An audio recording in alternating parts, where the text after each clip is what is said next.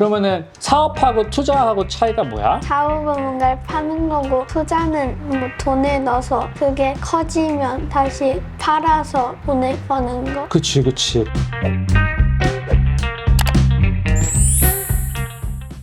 안녕하십니까. 시네케라 민경남입니다. 금일은 이제 두 번째 초대 손님을 모셨습니다. 바로 제 아들입니다. 제가 이제 평소에 저희 아이들한테 그 경제 교육, 뭐 자본주의 교육을 굉장히 많이 하거든요. 이전에 이제 아이들 친구들의 이제 부모님들하고도 친해졌어요. 그래서 이제 친한 집이 이제 네 집이 있는데, 그 한 번은 제가 이런 얘기를 했어요. 제가 우리 아이들 한번 다 모아놓고 경제 강의를 한번 해보겠다. 이렇게 말을 해가지고요. 진짜로 그렇게 실행을 했었던 적이 있습니다. 그래서 그 강의 자료가 아까워가지고 실제로 그거를 이제 사람들 모아놓고 제 블로그 통해서 한 3번 정도 강의를 했던 적도 있었습니다. 이제 제 아들이 이제 5학년인데요. 제가 평소에 워낙 이런 경제에 대해서 이야기를 많이 해주기 때문에요. 아마 영상 보시면 아시겠지만 생각보다 경제에 대한 이해도가 되게 높을 겁니다. 그럼 제 아들을 소개해드리겠습니다. 자, 인사 한번 하세요. 안녕하세요. 저는 초등학생 5학년 입니다. 아들의 목표는 뭐야? 부자가 되는 거예요. 부자? 아까 돈을 많이 버는 거? 네. 그러면은 돈을 많이 벌려면 어떻게 해야 돼? 사업이나 투자를 해야 돼요. 그렇지. 역시 스크립 있는 거 아닙니다. 자연스럽습니다. 그러면은 사업하고 투자하고 차이가 뭐야? 사업은 뭔가를 파는 거고 투자는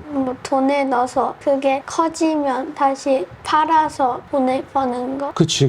사업은 무언가를 판다 그랬잖아. 무언가를 파는 거는 크게 두 가지가 있어. 하나는 이제 공장에서 무언가 만들어서 이렇게 펜을 판다든가 공책을 판다든가, 그게 이제 제조고, 하나는 서비스. 아빠처럼 이렇게 강의를 한다든가 컨설팅을 한다든가, 이런 뭐 지적 재산, 그러니까 재화와 서비스를 팔아서 돈을 버는 거라고 생각을 하면 돼. 사업은 내가 직접 일해서 돈 벌고 하는 거고, 투자는 나는 뒤에서 돈만 넣고 일은 누군가 앞에서 대신 해주는 거지. 그럼 저처럼 돈이 없는 사람은 어떻게 해요? 은행에서 빌리면 돼. 근데 갚아야 되잖아. 아, 그렇지. 근데 만약에 투자에 실패하면 못 갚는 거 아니에요? 그거는 맞아. 그래서 투자는 하이 리스크, 하이 리턴. 위험이 크면 수익도 크다. 아들이 말한 것처럼 만약에 걱정돼서 자신이 없다 그러면은 더 공부를 해야 되겠지. 그래서 어느 정도 이제 자신이 생겼을 때 그때 본격적인 투자를 해야 돼. 그래서 이제 만약에 이제 그 아들이 어떤 분야에 대해서 굉장히 잘 알게 됐어. 예를 들면 뭐 아들이 좋아하는 라면 쪽에 대해서 잘 알게 됐어.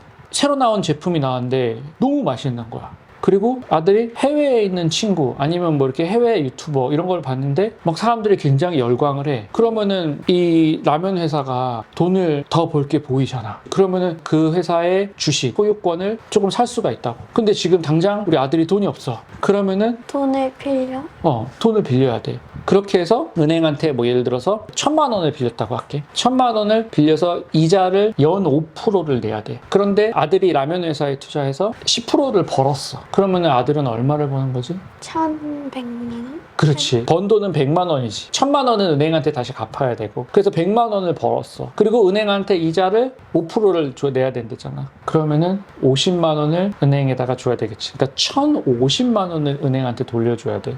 지환이는 50만 원을 벌게 되는 거지. 옛날에 아빠가 강의했던 거 기억나? 1억을 빌려서 1년 후에 9%를 벌은 거야. 수익을 낸 거야. 아들이 라면 회사에 주식을 1억 원어치를 샀는데 1년이 지나니까 1억 900만 원이 된 거야. 그러면 은행한테 원금 1억을 돌려주고 이자 5%니까 500만 원을 돌려줘.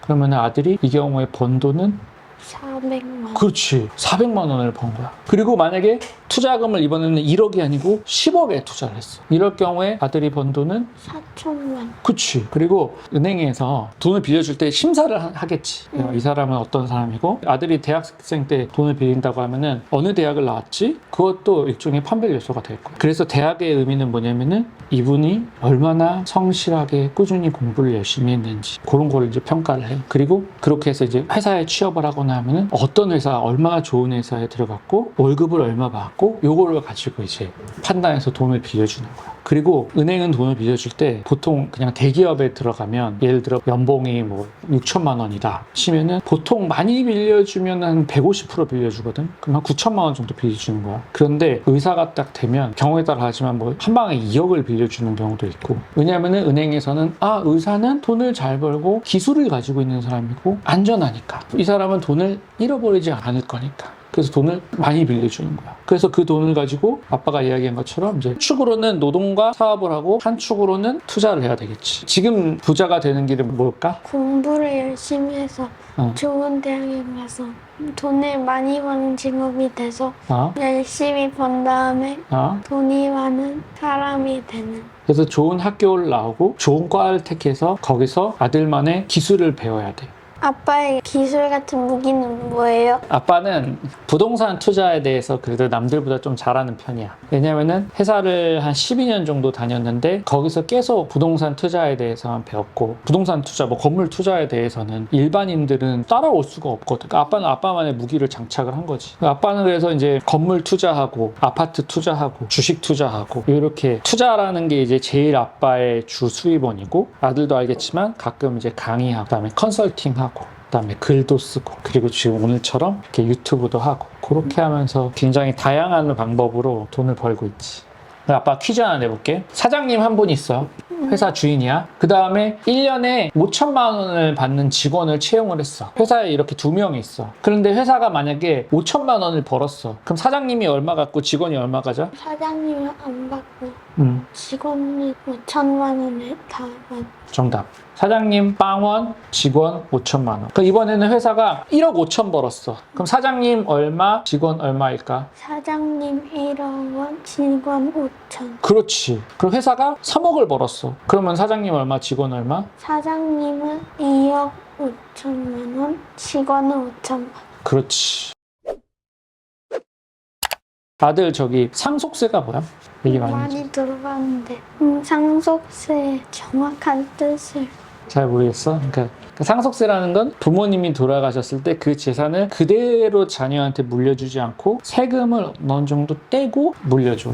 제가 그런 얘기 하거든요. 뭐 제가 부자는 아니지만 저는 제가 10년 정도 후에 제가 부자가 될 거라는 거를 믿어 의심치 않거든요. 그러면은 그게 직간접적으로 다 저희 아이들도 이제 알게 될 텐데, 제가 아이들한테 경각심을 주는 거는 아무리 아빠가 부자가 되더라도 우리나라 상속세는 50%가 세금으로 날아가니까 아빠가 100원을 물려줘도 50% 세금을 나가고 아들, 딸 25%밖에 못 받는 거고, 그게 이제 첫 번째 문제고, 두 번째 문제는 평균 수명이 워낙 늘어나서 아빠가 뭐 90살까지 산다고 하면은 60살은 돼서야 그 25원을 받게 된다고. 그러니까 이게 부모가 재산이 많아봤자 별로 의미가 없어. 내가 스스로 내 무기를 만들어서 공부 열심히 해서 돈을 많이 버는 방법밖에 없어. 그리고 이게 저희 아들이 처음으로 스스로 노동을 해서 돈을 버는 거잖아요. 오늘은 사실 제 아들한테 굉장히 값진 경험을 주는 날인 것 같아요.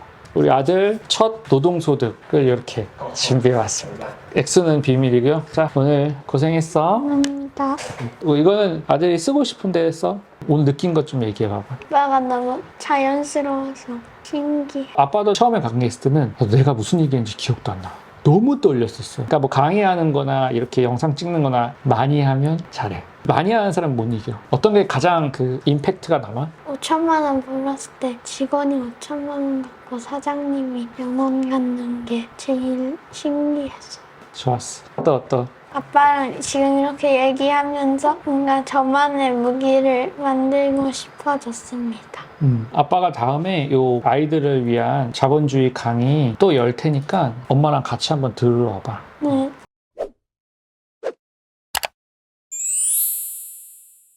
저도 우리나라에서 초, 중, 고, 대를 나왔지만 제대로 된 경제교육은 받은 적이 없는 것 같아요. 그러니까 이거는 정말 밖에서 막 부딪히고 막 하면서 그냥 스스로 터득한 것 같아요. 저와 제 아이들, 그리고 뭐 가끔 이제 강의를 해가지고 이런 걸 알려드리는데, 그렇게 해가지고 좀 이렇게 자본주의에 대해서 좀 잘 이해를 하고 부자가 되려면은 어떻게 해야 되는지에 대해서 이렇게 많이 알려주고 싶습니다. 그렇게 해서 우리의 아이들이, 우리의 후손들이, 많은 투자자들이 이제 나타나서 이 친구들이 이제 해외 가서 외화를 막 벌어들일 수 있잖아요. 그러면 그게 어떻게 보면 국가의 부증진에도 큰 기여를 할 수 있을 것 같아요. 그래서 우리나라 아이들도 유대인처럼 이렇게 어릴 때부터 자본주의, 돈에 대해서 배워서 유대인 같은 그런 문화를 만들고 싶은 꿈도 가지고 있습니다. 오늘은 두 번째 게스트인 제 아들을 모시고 경제, 그리고 자본주의, 돈을 어떻게 많이 버는지 그런 이야기를 해보았습니다. 시청해주셔서 감사합니다. 이상 시네케라 민경남이었습니다.